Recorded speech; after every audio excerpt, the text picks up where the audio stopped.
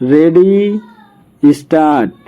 GST में सुधार के तहत जो रियायत दी गई उस पर अमल शुरू हो गया और प्रधानमंत्री ने इस अवसर को बचत उत्सव की संज्ञा दी।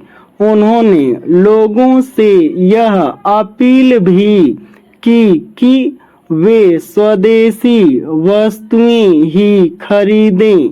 ऐसा होना भी चाहिए, लेकिन क्या हमारे उद्योग उपभोक्ताओं की जरूरत की सभी वस्तुओं का निर्माण कर पा रहे हैं और क्या उनकी गुणवत्ता विश्वस्तरीय है?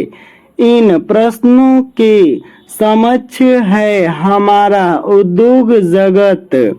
उसके कारण ही चीनी वस्तुओं पर निर्भरता खत्म होने का नाम नहीं ले रही है और चीन के साथ व्यापार घाटा कम नहीं हो पा रहा है। ऐसा नहीं है कि स्वदेशी की राह पर चलने और देश को आत्मनिर्भर बनाने की बातें अभी की जा रही हैं। इन बातों पर कोविड महामारी के दौरान ही बल दिया जाने लगा था, लेकिन नतीजे अपेक्षा के अनुरूप नहीं निकले। इसका मुख्य कारण है भारतीय उद्योग जगत की शोध एवं विकास के प्रति अनिच्छा। शोध एवं विकास के अभाव में ही वह वैसे नवाचार नहीं कर पा रहा है जैसे अमेरिकी और यूरोपीय कंपनियां करती हैं और जिनमें हमारे युवाओं को नौकरियां पाने में आसानी होती है।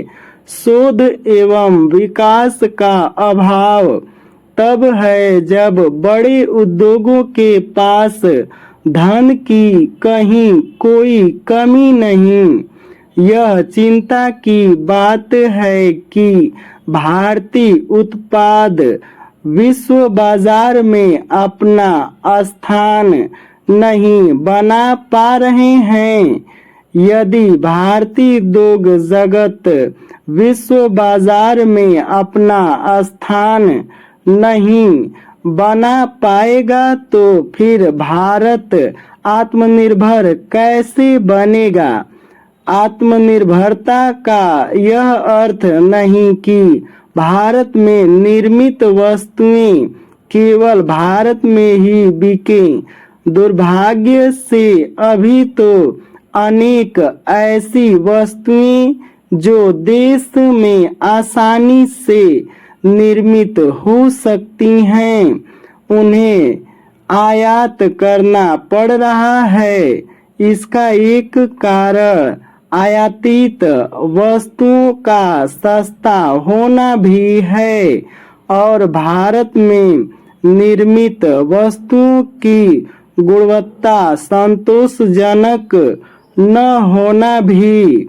यह तकनीक का युग है और भारतीय युवाओं की तकनीकी दक्षता किसी से छिपी नहीं, लेकिन उन्हें रोजगार के अच्छे अवसर विदेश में दिखते हैं। आखिर भारतीय कंपनियां उन्हें देश में ही रोजगार उपलब्ध कराने में सक्षम क्यों नहीं? यदि वे ऐसा कर पाती तो शायद अमेरिका की ओर से H-1B वीजा फीस में अप्रत्याशित वृद्धि चिंता और अनिश्चितता नहीं पैदा करती। सरकार एक लंबे समय से भारतीय उद्योगों को वैश्विक प्रतिस्पर्धा में खरा उतरने के लिए प्रेरित